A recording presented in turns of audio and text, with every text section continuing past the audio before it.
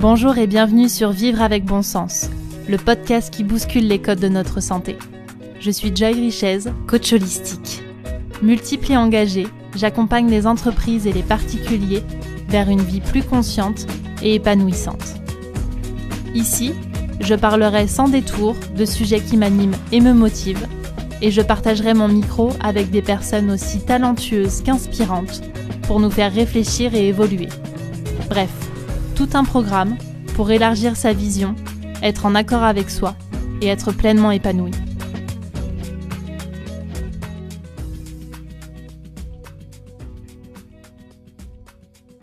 Bonjour à tous et à toutes, bienvenue dans ce nouvel épisode de Vivre avec bon sens. Aujourd'hui, je vous partage l'échange que j'ai eu avec Claire Dassy, entre autres journaliste, réalisatrice et coach pour les personnes hypersensibles et à haut potentiel. Passionnée et passionnante, Claire vous emmène avec moi dans son histoire de vie et ses rencontres, qui lui permettent aujourd'hui d'avoir un regard à 360 degrés sur ce qu'est l'hypersensibilité et le haut potentiel. Je vous souhaite une très belle écoute. Bonjour Claire, merci beaucoup de me rejoindre sur Vivre avec bon sens. Bonjour Joy. Aujourd'hui, je voulais échanger avec toi pour qu'on puisse parler de l'hypersensibilité et des hauts potentiels. Alors, avant toute chose, je voudrais que tu te présentes, que tu nous dises un petit peu qui tu es avant de rentrer vraiment dans le vif du sujet. D'accord. Eh bien, écoute, moi, je m'appelle Claire. J'ai 40 ans, tout pile. J'ai deux métiers qui, pour moi, sont deux métiers qui vont ensemble. Mon tout premier métier depuis 20 ans, c'est que je suis journaliste réalisatrice. Et c'est ce métier-là qui m'a amenée à mon deuxième métier de coach pour haut potentiel, donc aussi bien les enfants que les adultes. C'est à force de faire des reportages sur ce sujet qui m'a passionnée que j'ai décidé d'intégrer dans ma carrière ce deuxième métier qui est celui de coacher toutes les personnes qui se sentent mal dans leur peau par rapport à cette caractéristique de la haute potentialité. Voilà. Toi, tu as une histoire particulière avec cette haute potentialité ou pas? Oui, c'est pas un sujet sur lequel je suis arrivée comme ça par hasard. Ça remonte très très loin. Quand j'étais toute petite, j'avais 3 ans, mais je dois dire que on en a vraiment pris conscience à l'âge de 20 ans. À 3 ans, mes parents ont été alertés, mais comme on alerte dans un village des parents avec un vocabulaire qui n'est pas très bien choisi, où on ne sait pas trop ce que ça veut dire, et puis ils ne savaient pas quoi en faire de tout ça. Votre fille, ok, elle est un peu différente. Bon, bah, très bien. Mon père, il s'est dit, OK, mais elle est juste chiante, en fait, ma fille. Voilà, c'est un petit peu la seule chose qu'ils ont retenue, mais avec gentillesse, voilà. Et puis, j'ai grandi avec une adolescence avec un fort caractère, donc perçue comme ça, en tout cas, comme un fort caractère. Et puis, à l'âge de 20 ans, il s'avère que là, j'ai fait un test parce que j'allais voir un psy dont j'avais pas du tout envie d'aller voir, mais on m'a un peu forcé à passer un test. Je ne savais pas vraiment ce que c'était ce test.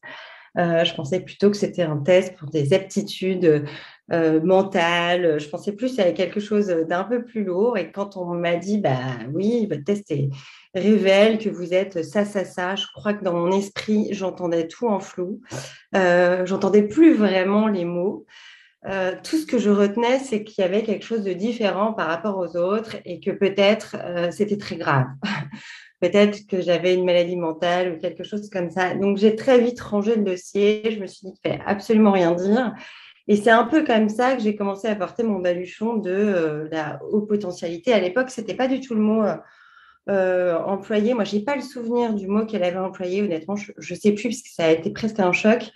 Donc, à l'époque, c'était plus les mots surdoués, mais bon, pour moi, c'était un langage, c'était impossible que je sois de toute façon surdouée, voulait dire plus quelque chose, donc pour moi, c'était impossible. Donc, je ne savais pas trop. Et puis, j'ai passé cette année de 20-30 ans qui a été déterminante entre le rejet et puis la vie qui me remettait sans arrêt ce sujet sous le nez de par mon métier de journaliste.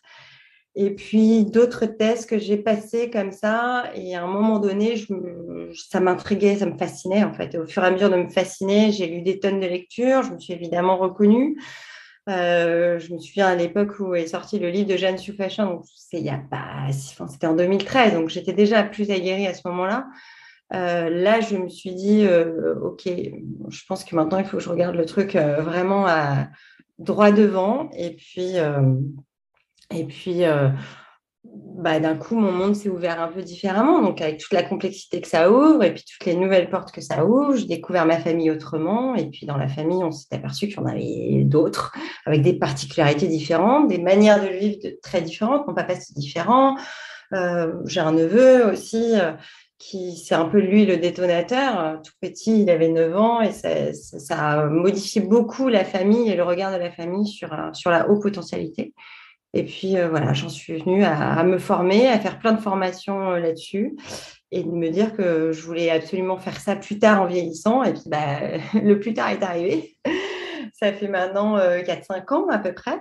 Et je poursuis cette quête d'explorer la haute potentialité, d'accompagner tous ceux pour qui je pense que je peux le faire. Je ne prends pas tout le monde, évidemment, parce que je pense qu'on ne peut pas apprendre tout le monde. Et je continue de me former et je ne m'arrêterai jamais, en fait. Voilà. En Et alors, gros. du coup, qu'est-ce que ça veut dire être à haut potentiel? Alors, être haut potentiel, c'est vrai que le mot, il est tellement pompeux. C'est difficile. Il y a déjà cette première étape à se dire, mais ce mot, alors si c'est pas haut potentiel, on entend surdoué, on entend précoce, parfois atypique. Moi, Il y a j'aime la pas notion trop de précoce. zèbre aussi. De zèbre, absolument. Alors ça, on le doit à Jeanne Sufachin, qui est rentrée d'ailleurs dans le dictionnaire en 2021. Moi, j'aime beaucoup cette notion de zèbre parce que, pourquoi le zèbre? Parce que les rayures d'un zèbre sont uniques. Et effectivement, je trouve que quelqu'un de haut potentiel, ça correspond bien à quelqu'un de haut potentiel avec ses rayures uniques, sa singularité. Alors, non pas que les autres personnes de la population sont des clones, j'irai pas là, mais honnêtement, il y a tellement peu de points communs avec le reste des 98% sur ces caractéristiques-là que le côté zèbre, je trouve, correspond bien. Après, haut potentiel, ça veut dire quoi? C'est déjà quelque chose qui se mesure avec un indice qui s'appelle le QI. Mhm. Donc, c'est un test qui est international et c'est un test assez lourd qui va mesurer 5 items, qu'on appelle des items. Donc, il va y avoir la logique, la mémoire, le repère spatio-temporel, le langage. Donc, une fois que tous ces items-là sont mesurés, ça donne un chiffre. Et ce chiffre-là, s'il est en dessous ou à partir de 130, et je dis à partir parce qu'on ne dit pas on est au potentiel à partir de 130, c'est plutôt des hypothèses en fait, puisqu'il n'y a rien quand même de validé par la science à 150%.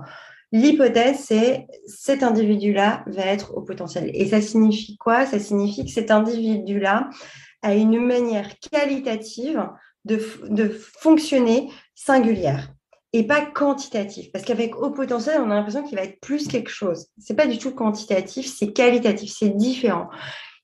Et tout ça, ça a été expliqué par quoi? Par les neurosciences. Et heureusement que les neurosciences sont passées par ici. Elles expliquent la vitesse de transmission par rapport aux autres. Donc, j'aime pas trop dire les autres, ça veut dire les normopensants. On les appelle les normopensants, ceux qui ne sont pas haut potentiel. Les hauts potentiels ont une vitesse de transmission quand ils vont capter les informations de l'extérieur qui est 2 fois supérieure. Et en plus de cette vitesse de transmission, il y a en plus un nombre beaucoup plus important de neurotransmetteurs. Donc, forcément, cette vitesse de traitement va faire que, et tout ce traitement de l'information de l'extérieur, de l'environnement, va faire que leur perception au monde va être différente. Forcément. Et ça amène à une pensée qu'on appelle la pensée en arborescence, qui est une des caractéristiques vraiment significatives, on va dire, si on peut faire un peu de généralité. Et franchement, j'essaie de ne pas en faire sur ce sujet-là, mais on est un peu obligé pour comprendre. La pensée en arborescence, c'est quoi? C'est-à-dire qu'ils vont avoir une idée qui va amener une autre idée, puis engendrer une autre idée, et c'est sans fin, en fait. Donc, ça s'appelle la pensée en arborescence, où c'est comme un arbre où d'un coup, ça les emmène sur plein de sujets différents en partant d'une seule et même idée, quoi. Voilà, je sais Et pas on si peut j'ai répondu être, à ta question. oui, oui, oui, totalement, merci. On peut être haut potentiel sur différentes choses. Il y a la haute potentialité intellectuelle, émotionnelle. Est-ce qu'il y en a d'autres et quelles sont les différences déjà entre les deux? Alors, le test Weiss, lui, il mesure le quotient intellectuel. Donc, le quotient intellectuel, c'est les 5 items dont je parlais tout à l'heure, la mémoire, le repère spatio-temporel, la logique, le langage. C'est ça les premiers points. Après, il y a le quotient émotionnel. Donc, le quotient émotionnel, il va aller rechercher aussi tout ce qui va être sensibilité, Et puis, c'est ce qu'on appelle aussi chez les hauts potentiels, ils ont ce qu'on appelle le sixième sens un peu. Imagez évidemment ce sixième sens qui est lié à l'empathie. Donc, c'est cette manière de pouvoir décoder les émotions des autres, comprendre l'émotion que la personne face à soi est en train de vivre. Et cette hyper-empathie, c'est quelque part une intelligence émotionnelle, puisque en ayant ce décodeur-là, ça leur permet effectivement d'ajouter une corde à leur arc de manière dans tout ce qui va être relationnel. Mais ça, c'est l'atout, mais ça signifie aussi qu'à des moments, ils peuvent être touchés par une émotion qui n'est pas la leur, mais qui est celle de la personne en face, mais ils l'ignorent parfois que c'est l'émotion de la personne en face. Donc, ça veut dire qu'on peut être atteint par notre hyper-empathie, d'être sans arrêt touché par l'émotion qui envahit l'autre personne, qui ne nous atteint pas parce que ça ne nous concerne pas. Et malgré tout, il y a un espèce de mélange. Et ça va faire partie des premières problématiques que peuvent vivre un haut potentiel dans ce monde, en fait. Je ne sais pas si j'ai été très claire avec ça, mais... Si. Est-ce qu'on peut être haut potentiel intellectuel, donc HPI, je vais peut-être plus utiliser ça, ça ira plus vite, sans être haut potentiel émotionnel ou ça va forcément de pair? Non, ça ne va pas forcément de pair. En fait, c'est des degrés différents. On peut avoir un haut potentiel émotionnel avec un degré différent. Et puis, surtout, le facteur le plus déterminant, encore une fois, ça ne va pas tant être trop ce test, enfin si bien sûr c'est le test, c'est surtout l'environnement dans lequel on a grandi. Ça, c'est la première chose qui va tout modifier en fait. On peut être au potentiel émotionnel très fort, mais avoir grandi dans un environnement qui nous a coupés émotionnellement, qui nous a obligés à nous dissocier de nos émotions parce qu'on a vécu des choses dans notre enfance qui peuvent être difficiles ou pas forcément difficiles comme des traumatismes, mais en tout cas qui ont été perçus difficilement. Et donc, ça va modifier notre manière d'exprimer notre haute potentialité émotionnelle. Donc, vraiment, la chose la plus importante, c'est comment, enfant, on a vécu notre rapport à nos parents, à notre nourrice, à nos grands-parents, enfin, en tout cas, aux personnes qui nous ont élevés et qui étaient là pour nous donner un cadre et de l'affection et de la sécurité. Et c'est ça qui va modifier et qui va faire qu'en grandissant, on ait un haut potentiel qui va bien ou un haut potentiel qui va mal. Parce que moi, en fait, je vois que des hauts potentiels qui vont pas bien, qui sont pas bien dans leur peau. Mais il y a énormément de hauts potentiels qui vont bien. Voilà, il faut le savoir aussi. Et alors, justement, on peut mesurer le haut potentiel intellectuel, mais est-ce qu'on peut mesurer le haut potentiel émotionnel? Oui, ça se mesure en effet. Alors, de toute façon, c'est toujours avec des psychologues cliniciens. C'est pas des coachs, c'est pas des thérapeutes, et encore plus pour le QI, il faut vraiment être accrédité, il faut être là-dessus, il faut avoir fait les études nécessaires, et ça se mesure via des tests, et c'est aussi le haut potentiel émotionnel, c'est aussi beaucoup lié à la sensibilité et à la manière de percevoir du professionnel qui va faire passer ce test. Donc, c'est pour ça que c'est très, très, très important de le passer avec un professionnel habilité à faire ces tests-là. Parce que sinon, n'importe qui peut brandir le drapeau du haut potentiel émotionnel ou dire n'importe quoi. Moi-même, en étant coach, je ne m'aventurerai jamais à dire à quelqu'un, je vais faire des hypothèses, bien sûr, parce que j'ai l'habitude de voir des choses, mais je ne mettrai jamais un coup de tampon. Non, les tests existent et c'est bien pour quelque chose, quoi. Et alors, quelle est la différence concrète entre l'hypersensibilité et le haut potentiel émotionnel? Alors, ça va quand même, c'est quand même assez proche, hein. On est quand même dans la même sphère. J'irai même pas sur des différences. J'irai pas dire il y a ça comme différence, parce que là, honnêtement, ça pourrait être contredit en 2 secondes. L'hypersensibilité, c'est avoir des sens qui vont être exacerbés, donc les 5 sens. Mais on peut avoir une hypersensibilité que sur certains sens et pas sur tous. L'hypersensibilité extrême, ça nous emmène à l'hyperesthésie. Donc ça, c'est un terme aussi, c'est-à-dire que l'hyperesthésie, par exemple, on va avoir l'ouïe surdéveloppée. Donc ça peut être un énorme atout, comme les gens qui vont avoir l'oreille absolue. Mais ça peut être aussi un énorme inconvénient, c'est-à-dire d'avoir des sons qui sont presque tellement dérangeants que ça peut générer des surréactions, de l'inconfort et du coup, émotionnellement, générer de la colère ou de la tristesse. Moi, personnellement, je suis misophone. Donc, ça signifie qu'il y a des fréquences et des sons que je ne supporte absolument pas. Et même avec toute la concentration possible, ça peut être très compliqué pour moi de rester. Alors aujourd'hui, je l'ai apprivoisé, hein, c'est très différent, mais voilà, l'hyperesthésie de Louis, ça peut donner ça. Après, il peut y avoir l'hyperesthésie visuelle. Il y a ceux qui vont percevoir beaucoup plus de détails que d'autres. Exemple, moi j'aime bien faire ce petit jeu. Quand on rentre dans une pièce, je le fais beaucoup avec les enfants pour savoir un petit peu quels sont les sens qu'ils ont de plus développés. On rentre dans une pièce, on fait 4 secondes, 5 secondes, pas très longtemps, vraiment c'est très court. Après, je les isole et je leur demande ce qu'ils ont vu dans cette pièce comme détail. Et c'est là où c'est assez marrant parce qu'il y en a qui vont percevoir des détails, le crayon rouge posé sur une étagère. D'autres, ils vont voir dans la globalité, ils vont dire, bon, bah voilà, il y avait un bureau, 3 chaises, et puis c'est tout. Et d'autres, ils vont s'attarder sur des détails. Et là, on va être sur de l'hyperesthésie visuelle, très probablement. Il faudra le pousser, hein. Il n'y a pas que cet exercice, évidemment. Mais voilà, l'hypersensibilité, un petit peu comment ça s'exprime. D'accord. Aujourd'hui, j'ai l'impression, et on en a déjà discuté, qu'on entend beaucoup parler de ces termes haut potentiel, mais ça fait combien de temps qu'on sait que ça existe et qu'on a mis un terme dessus? Alors, je n'ai pas les chiffres en tête précis. Pour moi, dans ma mémoire, les tests Weiss, ils existent depuis, je sais pas, 1960, quelque chose comme ça, 70. Enfin, ça fait très, très longtemps. Peut-être un peu après, mais en tout cas, le pourcentage de la population mondiale, qui est de 2% de HP, n'a pas évolué depuis.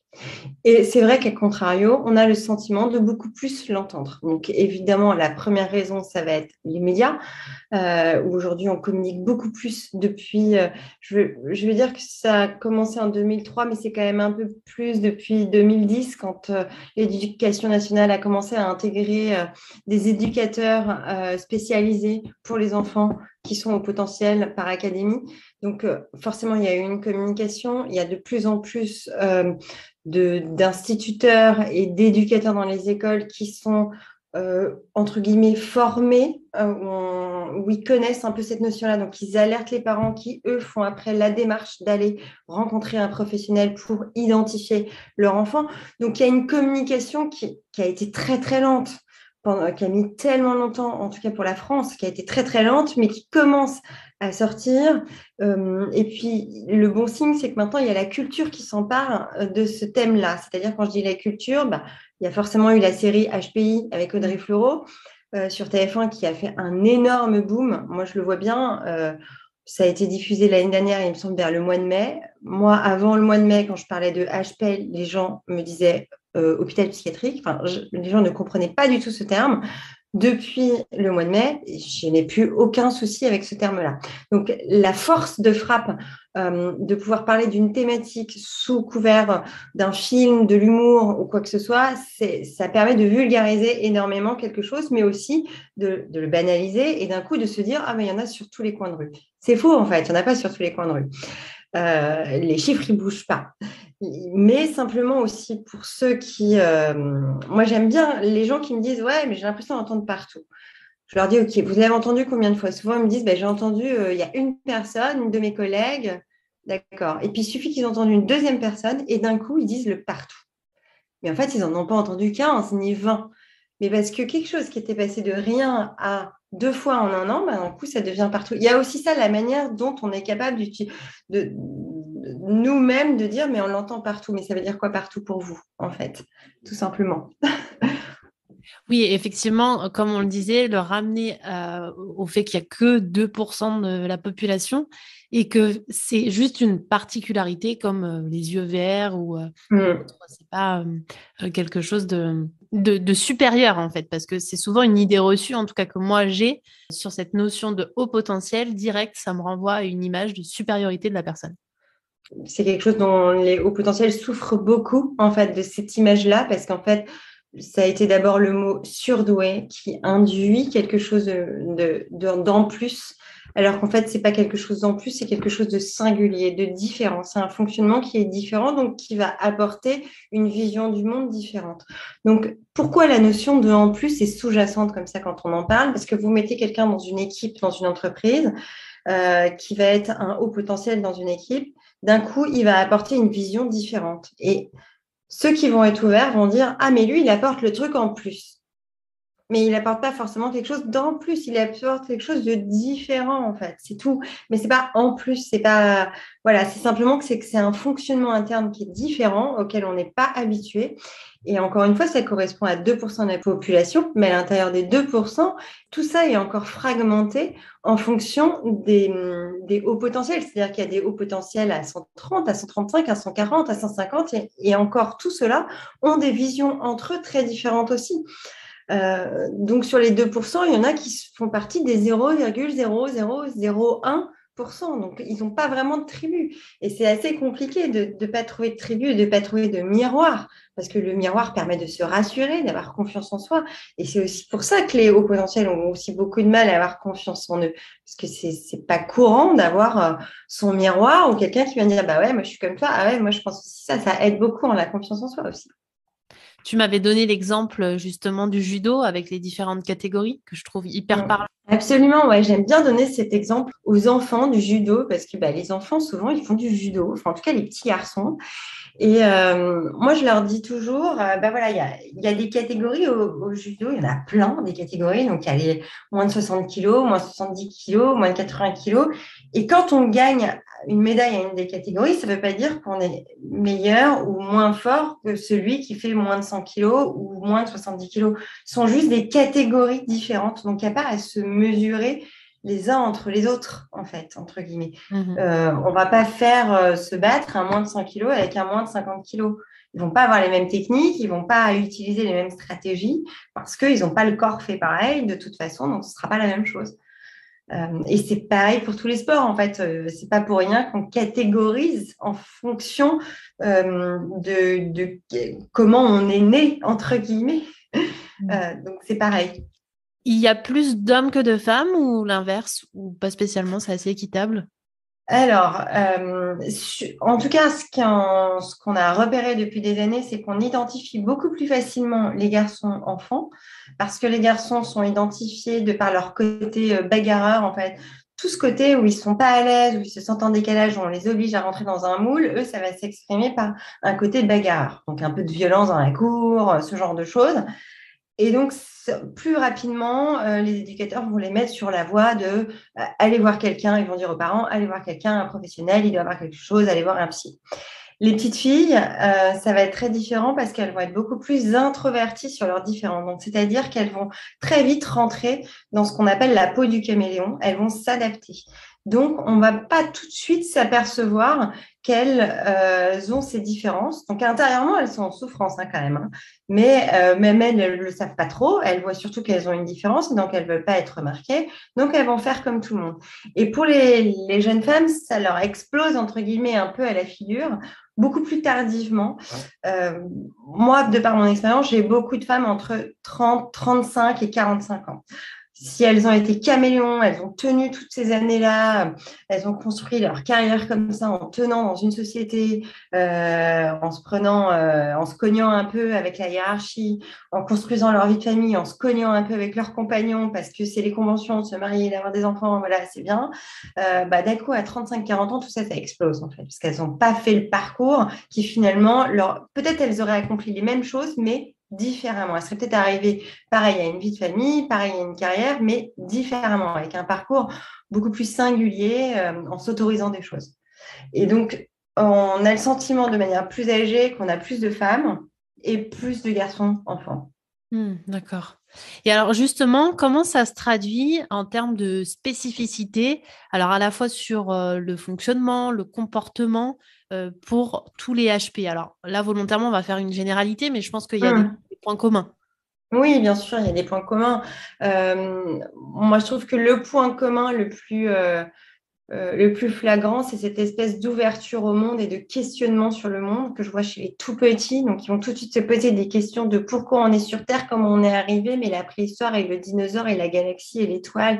Et voilà, tous ces questionnements-là, ça, c'est quand même assez propre au HP. Pourquoi? Parce que c'est sa pensée en arborescence, c'est-à-dire qu'une interrogation amène une autre interrogation, puis une autre, puis un autre questionnement, ce qui amène souvent les parents à se dire, mais moi, je ne peux pas répondre à tout, ils m'épuisent, je ne sais pas comment faire.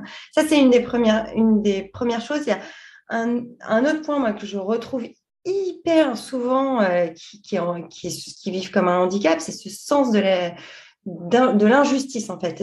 Vivre l'injustice d'une manière viscérale, vraiment dans leur tripes. Ça, c'est quelque chose qui ne supportent pas. Ils sont très objectifs. Ils voient les choses d'une manière très, très juste. Après, il va y avoir effectivement tout ce qui va être affectif, donc lié à l'empathie. L'empathie, c'est leur manière de pouvoir percevoir émotionnellement ce que les autres vont vivre. Malheureusement, ils imaginent que les autres sont capables de percevoir les mêmes choses qu'eux. Donc, c'est là que le décalage va se créer et que le sentiment d'injustice peut venir s'ajouter en se disant, ben, moi, j'ai fait attention à lui pour ça parce que machin, et moi, à l'inversement, on ne prend pas soin de moi là-dessus, c'est injuste, alors que moi, blablabla. Voilà, quand deux caractéristiques viennent s'ajouter l'une sur l'autre, la bombe que ça peut un peu créer. Après, il y en a plein d'autres des caractéristiques, mais je crois qu'il y a quelque chose qui est assez important, qui est assez récurrent, c'est-à-dire que le haut potentiel a tendance à utiliser beaucoup plus son cerveau droit que son cerveau gauche. C'est-à-dire que son cerveau droit, c'est quoi? Ça va être le cerveau qui va faire, c'est le cerveau intuitif, le cerveau qui est dans la rapidité. Donc, c'est-à-dire qu'il va être intuitif, mais il va être fulgurant. Donc, quand je dis fulgurant, c'est-à-dire qu'il est capable de donner une réponse tout de suite, mais il n'a pas accès au raisonnement. Parce que le raisonnement, ça va être le cerveau gauche. Donc, ça va donner des enfants qui sont capables, je pars souvent sur les enfants, mais c'est pareil pour les adultes, hein, qui vont être capables de donner un résultat, par exemple, de mathématiques, qui va être juste.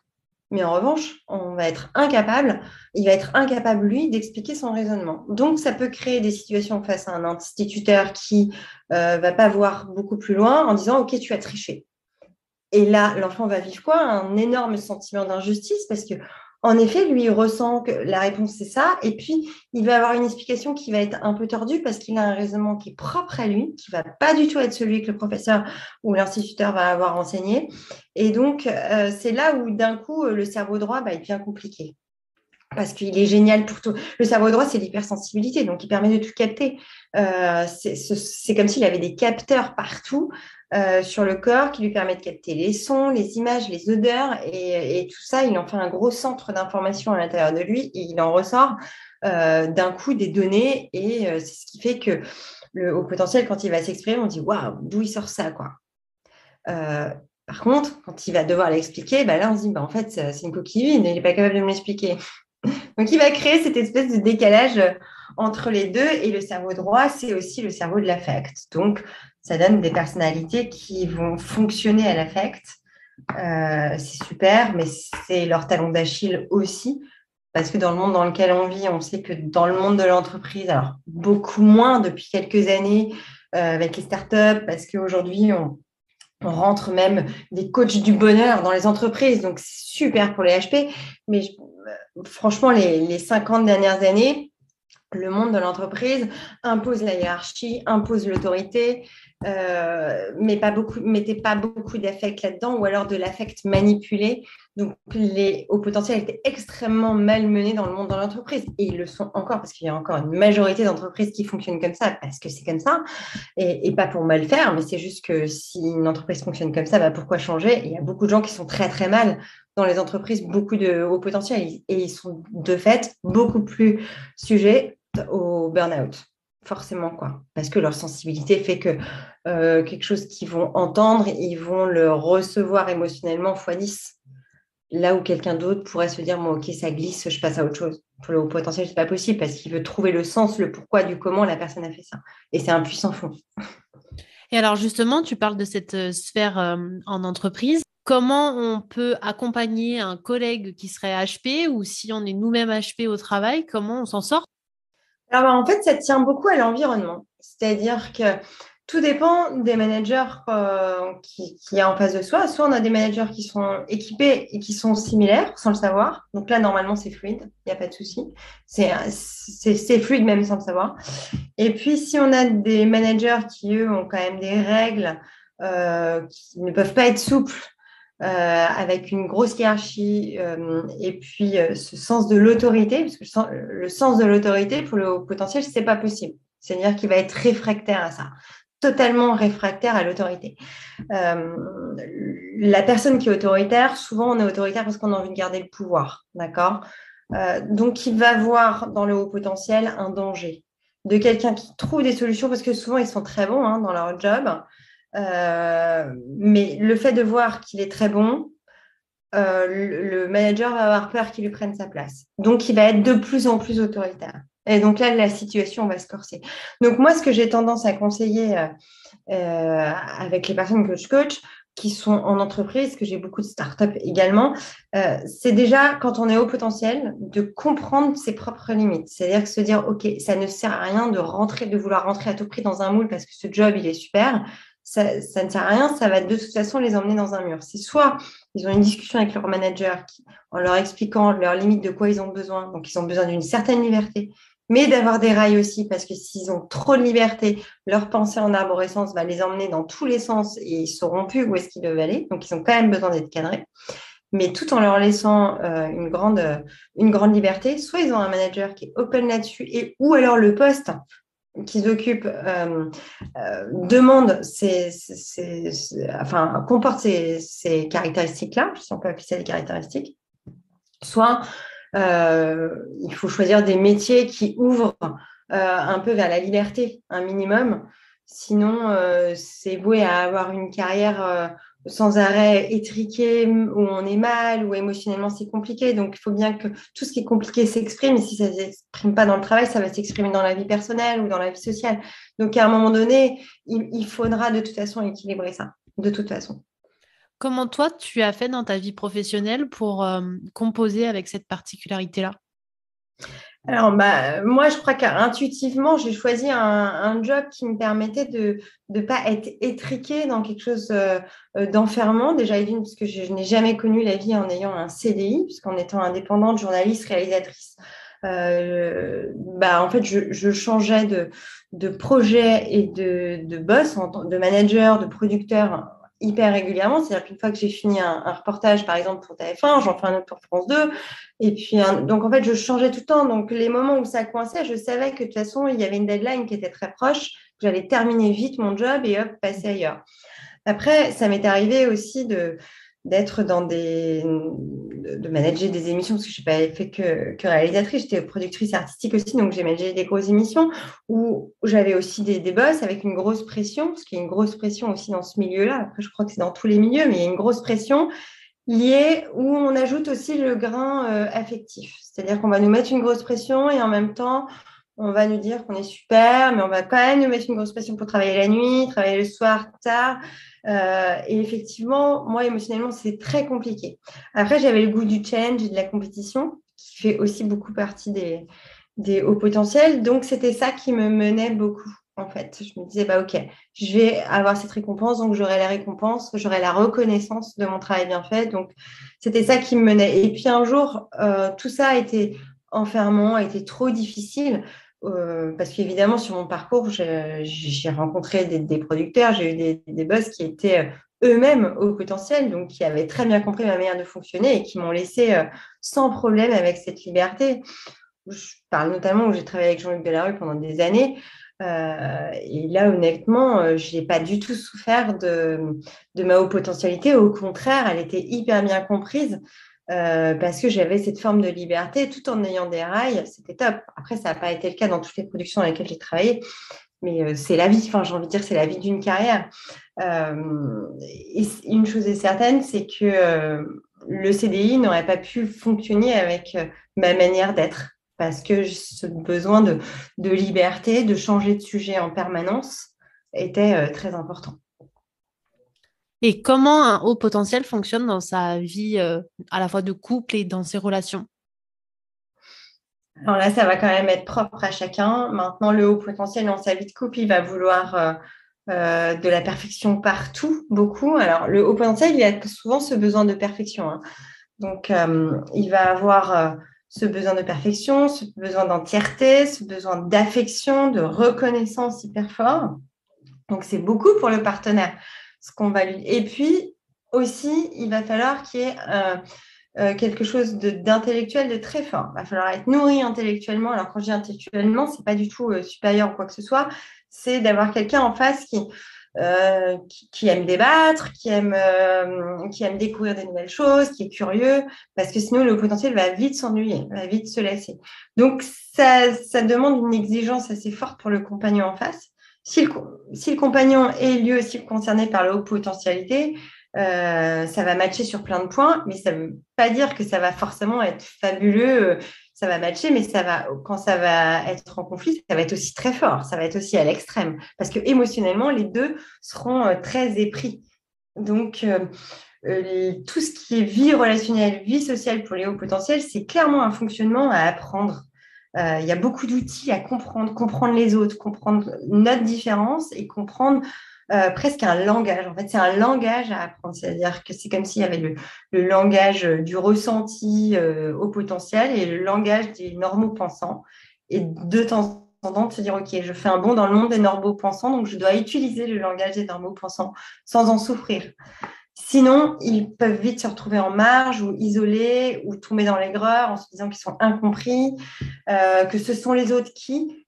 Et ça se comprend de se dire ça, mais en fait, ce ne sont pas les autres qui. Les autres ne font pas des choses intentionnellement contre eux. C'est juste qu'eux, ils évoluent dans leur monde et il s'avère que leur tribu est plus importante. C'est tout.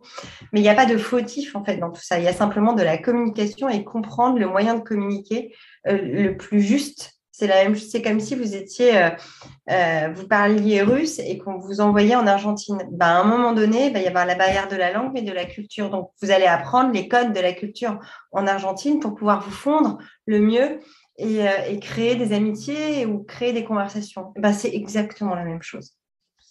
Donc finalement, c'est pas plus facile d'être en couple avec deux HP. Il suffit simplement d'avoir le même langage pour pouvoir l'expliquer à l'autre ou pas.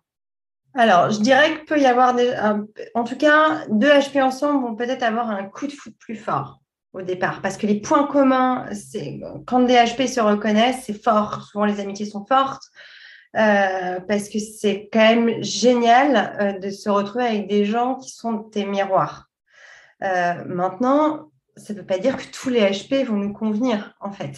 C'est encore une fois, chaque HP est différent aussi, donc il ne faut surtout pas penser ça. C'est aussi comment les deux HP ont grandi dans leur environnement, et puis aussi c'est émotionnellement où est-ce qu'ils en sont l'un et l'autre. C'est ça aussi qui va être un dénominateur hyper important, quoi. Oui, parce qu'en fait, la particularité d'être HP, le plus important, c'est d'apprendre à se connaître.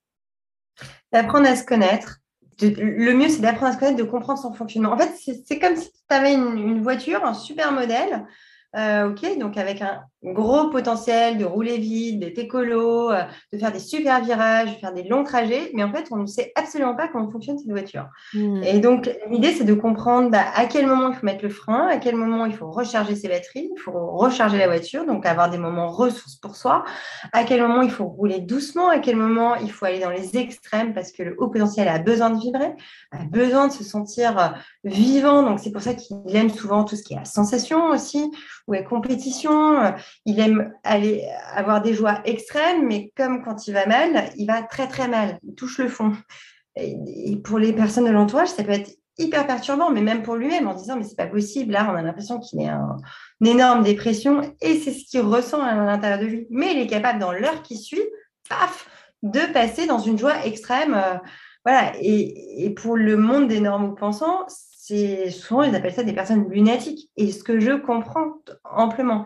Mais à partir du moment où on se connaît soi-même et qu'on connaît nos variations internes, bah, ça devient très différent parce qu'on n'a plus besoin d'en faire part aux autres en se disant mais qu'est-ce qui se passe, je suis folle ou qu'est-ce que j'ai, mais c'est lui qui me met dans ces états, mais c'est elle.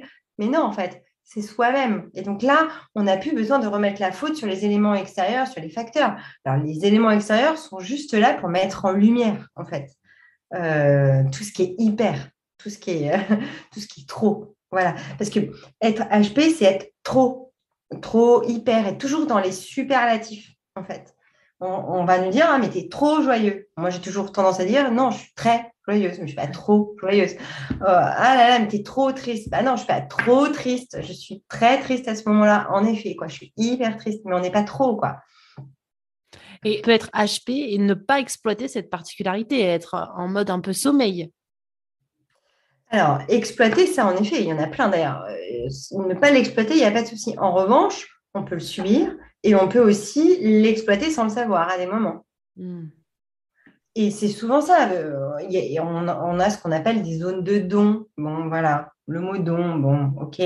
On est à l'aise ou pas à l'aise avec ce mot, mais tout le monde a des zones de don. Ça ne concerne pas que les HP, ça correspond à toute la population, les normaux pensants aussi. On a tous des zones de don.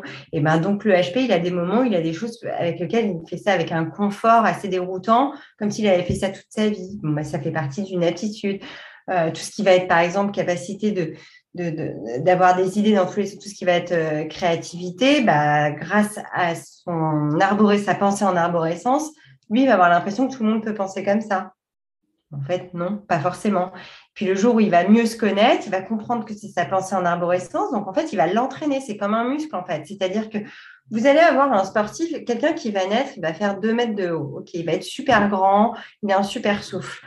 Bon, bah, soit il décide d'exploiter son potentiel, je tombe dans quelque chose d'assez classique. Ses parents le mettent au basket, super, il est grand, il va aller plus vite et tout ça.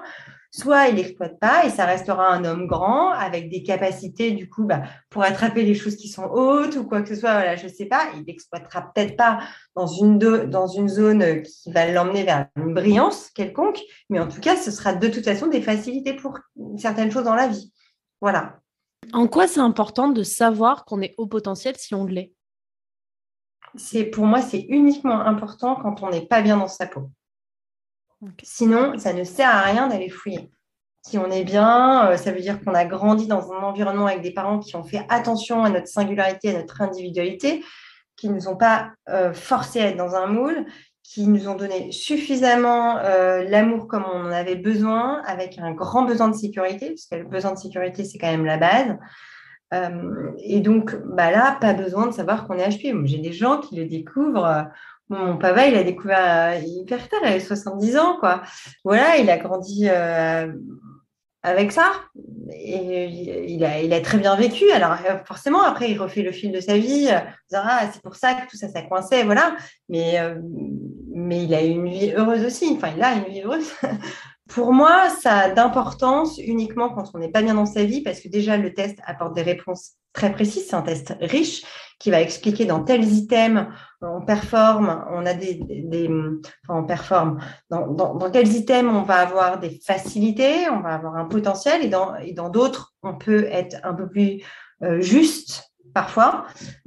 Et du coup, ça nous donne des clés, en fait, des clés de lecture, de quoi faire, vers où se diriger, ne serait-ce que vers où se diriger professionnellement, écouter ses passions. Parfois, on ne sait plus si ce sont nos passions ou les passions de nos parents, ou si c'est ce que la société nous demande d'être. Au moins, avec un test comme ça parle que de nous et ça ne parle pas des autres qui pensent de ce qu'on devrait faire, en fait. Et ça permet d'être plus proche de soi-même et que tout ça résonne juste, quoi. L'important, c'est ça, en fait, c'est de raisonner juste avec soi-même. C'est rien d'autre. Tu parlais du fait que ça s'est révélé dans ta famille. Est-ce que c'est une particularité qui est héréditaire ? Alors, il se dit que c'est quelque chose qui serait génétique à 70-80%. Il y a des études qui sont très différentes partout dans le monde, mais quand même, la grande tendance a été quand même de dégager ça comme information. Ça a été repris beaucoup.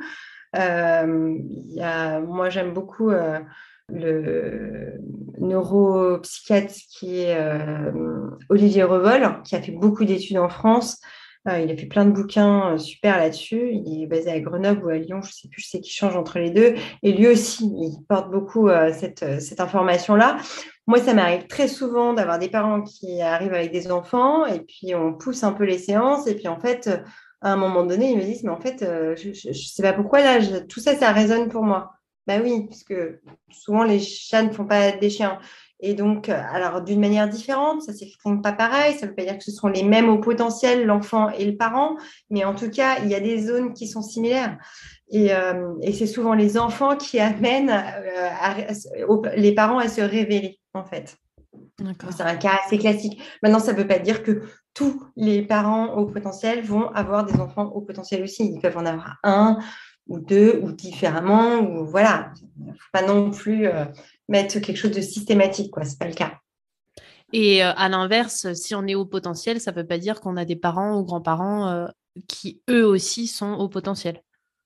Non, mais par contre, ça veut dire que c'est pas exclu et qu'il y a quand même 70% qui est quelqu'un dans la lignée qui le soit. Donc 70%, c'est quand même beaucoup. Mhm. Quand on fouille bien, à un moment donné, on finit par le trouver. Et c'est pareil dans les groupes d'amis, en fait. Souvent, les gens avec qui on s'entend très bien depuis des années, avec qui il n'y a jamais eu de frustration ou de choses compliquées, c'est intéressant de fouiller un peu parce qu'il est possible que cette personne le soit aussi. Quand on sent de la fluidité avec quelqu'un depuis tant d'années, avec qui il n'y a jamais eu d'objection, il est possible que le terrain commun, ce soit ça. Je parle souvent dans le cercle amical parce que dans le couple, c'est différent parce que dans le couple, on va sur un terrain d'intimité qui est beaucoup plus proche que le cercle amical. Mais dans le cercle amical, comme il y a un respect qui est de deux parts installé de par l'amitié, si c'est fluide, souvent, c'est qu'il peut y avoir un miroir là-dessus, quoi. D'accord. Qu'est-ce que ça t'a appris de toi d'explorer cette thématique-là? Vaste question. Qu'est-ce que ça m'a appris de moi? Je crois que ça m'a appris à dire non. Beaucoup. Ça m'a appris parce que quand on est au potentiel, on est surtout, enfin souvent multipotentiel. Donc, on aime toucher à tout. Donc, il y a un côté couteau suisse qui est super et qui n'est pas super parce que le haut potentiel rêve un jour d'être spécialiste dans quelque chose. C'est-à-dire qu'il sait un peu tout faire. Donc, il a beaucoup de vision globale. On peut le mettre un peu sur tout. Moi, j'ai fait des tonnes de sport quand j'étais enfant. Je crois que j'en ai fait 12 différents. Je faisais 10 heures de sport par semaine. Enfin, c'était, voilà. Donc, j'ai l'impression de savoir faire plein de choses, plein d'activités, mais rien à un niveau qui va être championne olympique ou j'en sais rien. Donc, il y a cette espèce de frustration et à la fois, c'est un atout d'avoir une vision en permanence globale dans tous les domaines dans lesquels on est. C'est-à-dire que moi, en travaillant en télévision, je n'étais pas que réalisatrice, j'ai été monteuse, j'ai été cadreuse, j'ai été productrice. Donc, en fait, j'ai une vision à 360 degrés de cet écosystème. Pareil dans le sport. Enfin, dès l'instant qu'il y avait une passion qui arrivait, paf, il fallait que j'ai une vision à 360 degrés. Donc, ça m'a appris à me dire, OK, c'est OK d'avoir une vision à 360 degrés et de ne pas être spécialiste. Ce n'est pas un problème. Il y a d'autres gens, ils vont être spécialistes dans telle ou telle chose. Et c'est à ce moment-là où toi, tu as besoin d'être complémentaire avec eux et de faire appel à eux. Ça, c'est une des premières choses. Je pense que ça m'a appris. Et puis, une autre chose qui est hyper importante, qui est assez récente quand même, qui est dans les 5 dernières années, que j'ai vraiment acquis avec ça, c'est que un haut potentiel qui va bien, c'est le haut potentiel qui sait se dire renoncer à quelque chose alors qu'il sait le faire. C'est-à-dire, souvent, enfin, moi, voilà, on pouvait m'appeler pour des projets. Voilà, Claire, j'ai tel projet à faire pour une émission de télé. Est-ce que tu peux le faire? Ma première réponse, c'est, tu m'as demandé si je pouvais le faire. Bah oui, je peux le faire, j'ai les capacités, il n'y a pas de problème, ok, je vais le faire. Sauf que si je fais une vraie lecture de moi interne aujourd'hui, maintenant, c'est oui, je peux le faire, mais est-ce que j'en ai envie? Est-ce que ça va me faire vibrer? Est-ce que ça va me coûter en énergie? Est-ce que ça va être bon pour moi? Et ben, avant, cette question-là, je ne me la posais jamais, puisque la question, c'était de savoir si je pouvais le faire. Et puis en plus, j'allais obtenir de la reconnaissance, de la sécurité. Donc en fait, ça me remplissait quelque chose. Aujourd'hui, je réponds oui, je peux le faire, mais en fait, je ne vais pas le faire. Parce qu'aujourd'hui, ce qui m'épanouit, ça va être, je sais pas, il faut que ça ait ce sens-là, il faut que le projet, il parle de telle ou telle chose, voilà. Et donc, ça m'a appris aujourd'hui à pouvoir écouter vraiment ce qui est bon pour moi. Il y a vraiment cette écoute de soi et cette recherche de sens presque constante. Ouais, en permanence. Recherche de sens, c'est quelque chose qui n'est pas négociable, j'ai envie de dire. D'accord. Et alors, finalement, d'être au potentiel, est-ce qu'il y a des inconvénients? Je ne vais pas dire inconvénients, mais des choses qui sont vécues comme des handicaps. Être au potentiel, c'est super parce qu'effectivement, il y a plein de choses différentes à aller explorer. Maintenant, on arrive avec un baluchon d'hypersensibilité. Donc, quand quelqu'un va nous faire une réflexion, peut-être on va la prendre droit au cœur et qu'il va nous falloir plus de temps que quelqu'un d'autre pour la digérer. On va vite se sentir peut-être pas pris pour les bonnes choses, pas écouté. On va pas se sentir à la hauteur. Ce sentiment d'infériorité nous lâche jamais. Le sentiment d'être imposteur dans une situation, de ne pas connaître assez, d'où ce côté où on n'est pas spécialiste, bah, du coup, on se sent imposteur. Alors que finalement, les gens nous prennent pour ce qu'on est.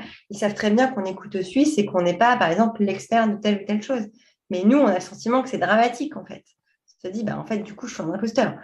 Ce sentiment d'infériorité en permanence, c'est un vrai handicap parce que ça empêche de faire des choses alors que parfois, on peut avoir des idées ou qui sont plutôt bonnes à exploiter, donc il faudrait y aller. Et donc, on avance souvent avec un frein. C'est en ça que c'est un handicap. Après, relationnellement, je pense qu'en effet, on a des gros atouts pour comprendre les autres, d'écoute, mais on va avoir aussi des gros freins où on va aller chercher la petite bête là où ça coince. On va manquer de fluidité. Donc, c'est là où d'un coup, l'atout devient un handicap. L'être au potentiel, c'est pas simple. C'est super, mais c'est pas simple. Mais j'ai envie de dire que c'est comme toute autre particularité que n'importe qui pourrait avoir. L'idée, c'est de surtout pas le percevoir comme une maladie. C'est la même chose que si vous me disiez, mais c'est bien ou c'est pas bien de faire 2 mètres de haut? Bah ouais, ça va être super pour plein de choses. Puis il y en a d'autres, ça va vraiment être chiant. Une voiture, passer dans les portes, voilà. Je réduis, hein, vraiment, mais c'est un peu ça, en fait, finalement. Et par rapport à la notion d'hypersensibilité, est-ce que on retombe un petit peu sur les mêmes thématiques où ça devient à la fois un avantage et un inconvénient? Ouais, bien sûr. En fait, tout dépend aussi, cette hypersensibilité, comment on décide de l'exploiter, par exemple, dans notre carrière. Si on a un métier où notre accordéon à sensibilité, on est obligé de le solliciter en permanence, bah, c'est super, en fait, parce qu'on a l'outil en nous, c'est super. En revanche, si on a choisi un métier d'informaticien à coder, à faire des chiffres, mais qu'on est aussi un hypersensible, bah, on va être en carence à un moment donné. C'est-à-dire que on va être en carence de pouvoir exploiter notre sensibilité, ça va être difficile. Ou si on est dans un métier où la sensibilité n'a pas sa place, exemple, ça peut être dans le monde militaire, dans tout ce qui va être, où il y a beaucoup d'autorités, beaucoup de règles qui sont absolument pas souples, où s'il n'y a pas de souplesse, bah, le manque de souplesse éloigne la sensibilité. Parce qu'on ne peut pas dire, bah, là, je sens des choses ou quoi que ce soit. Pareil pour les sportifs de haut niveau. Moi, j'ai beaucoup de sportifs qui sont dissociés parce que bah, forcément, pour performer, on leur apprend à se dissocier de tout ce qui va être émotionnellement dérangeant. Donc, par exemple, souvent quand ils sont ados, voilà, leurs histoires amoureuses ou quoi que ce soit, leurs coachs sont là pour justement nettoyer tout ça et les concentrer sur la performance, sur l'entraînement pour aller chercher la médaille. Et puis, ça donne des gens au moment où ils quittent le sport parce que bah, voilà, l'âge ou quoi que ce soit, ils ont 25, 30, parfois 40 ans suivant les sports. Bah, d'un coup, ils se retrouvent avec leur dissociation, leurs émotions qui viennent, ils ont appris à ne pas les utiliser. Et donc, ça donne des gens, ils ne savent plus quoi faire dans ce monde, en fait. Donc, l'hypersensibilité, c'est super quand on arrive à l'exploiter dans notre métier, par exemple. Mais quand on a des métiers qui ne le permettent pas, ça va péter à un moment donné, de toute façon. Ça va leur exploser, en fait, au visage à un moment donné. Forcément, il y a de l'inconfort. Voilà. Quel conseil tu donnerais à quelqu'un qui est haut potentiel ou qui pense l'être pour pouvoir vivre plus sereinement? Bah moi, déjà, je proposerais de se rapprocher d'autres au potentiel, de chercher comment être accompagné, donc pas forcément des coachs, hein, je dis ça parce que moi je suis coach, mais c'est pas forcément ça, hein. Ça peut être accompagné de plein de manières différentes, pas forcément un psy. Il y a plein de thérapies aujourd'hui qui sont comportementales, qui sont très différentes. Ça peut être par la danse, ça peut être de l'hypnose, ça va être, en tout cas, d'essayer d'aller se comprendre. Très, très important, c'est d'essayer d'aller se comprendre et d'arrêter d'aller chercher les problématiques des autres. Parce qu'en fait, on se détourne souvent de soi-même. Quand on est au potentiel, on va chercher les problématiques des autres et on va essayer d'adapter notre comportement en fonction de la problématique de l'autre. C'est-à-dire d'arrêter cette adaptation permanente et d'un coup de se dire, OK, qu'est-ce qu'il y a à l'intérieur de moi et comment je suis, comment je fonctionne. De comprendre son propre fonctionnement, c'est la clé, il me semble. Et si on a des personnes haut potentiel autour de nous et qu'on est normaux pensants, quel conseil tu donnerais pour justement que ce soit plus harmonieux dans les relations? Ça dépend de la problématique, là, pour le coup. Tu veux dire à partir de quelle problématique? Parce qu'il n'y a Alors, pas ça forcément peut de être contexte. dans le monde du travail, dans le monde, dans la sphère familiale. En fait, finalement, comment on arrive à faire que tout le monde se sente bien dans chaque sphère où on rencontre des hauts potentiels?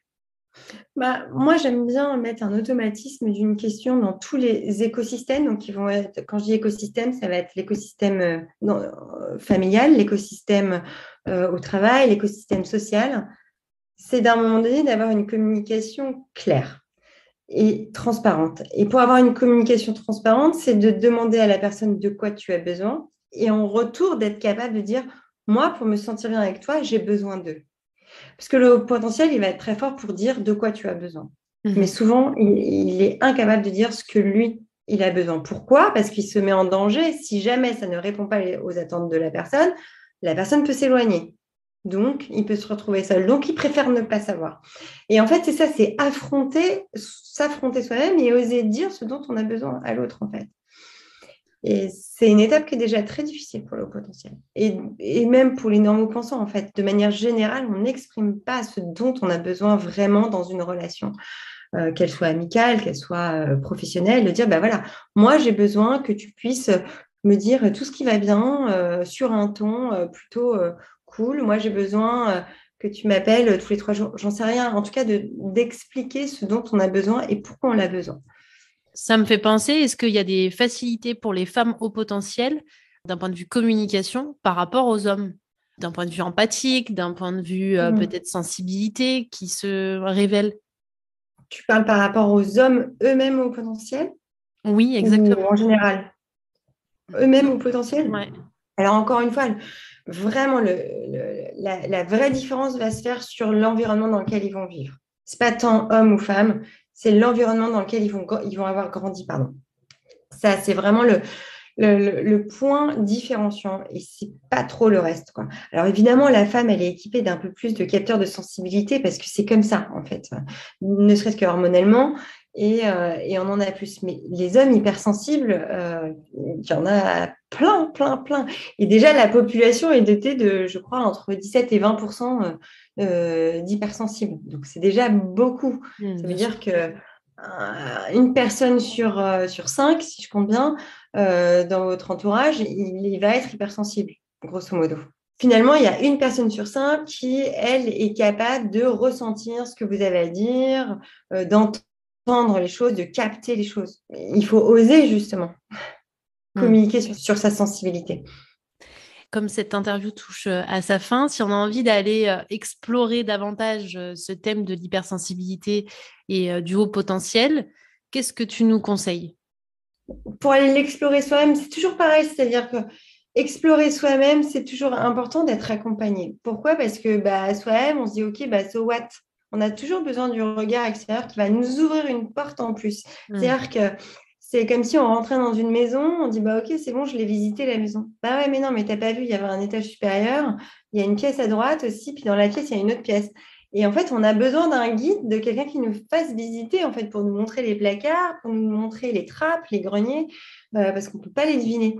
Mais avec toute la volonté qu'on peut avoir. Et nous-mêmes, en tant que coach, en tant que psy, on se fait, nous aussi, accompagner. En fait, c'est comme ça. C'est la manière la plus, je dirais, la plus efficace, en fait. Et de choisir, peu importe la manière de se faire accompagner, peu importe, c'est quelque chose qui nous convient.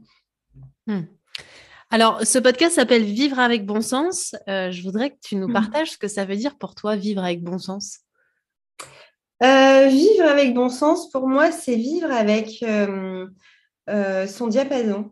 C'est-à-dire, le bon sens, c'est de ne pas essayer de faire pour, c'est de faire pour soi, en fait. Le bon sens, c'est ça. Et après, généralement, c'est l'effet domino. Si on fait des choses qui sont justes pour soi, qui résonnent juste pour soi, normalement, derrière, tout s'enchaîne d'une manière assez fluide.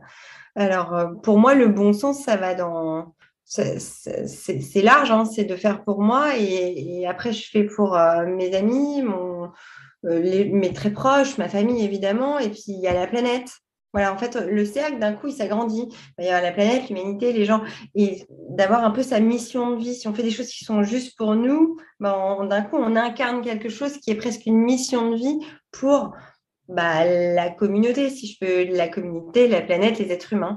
Moi, c'est un peu ce que j'essaie de faire avec mon métier de journaliste en choisissant des thématiques qui ont du sens pour moi. Donc, voilà, quand je travaille pour Ushuaïa, je fais des reportages sur, je sais pas, la protection des récifs coralliens ou un reportage sur les hauts potentiels ou dans mon deuxième métier qui est celui d'accompagner les hauts potentiels, que ce soit des enfants ou des adultes, j'ai le sentiment de participer à quelque chose de commun pour éveiller, pour aider les gens à se connaître eux-mêmes dans un but commun qui est celui de plus on sera tous au diapason, à notre propre diapason, moins on sera en conflit avec les autres.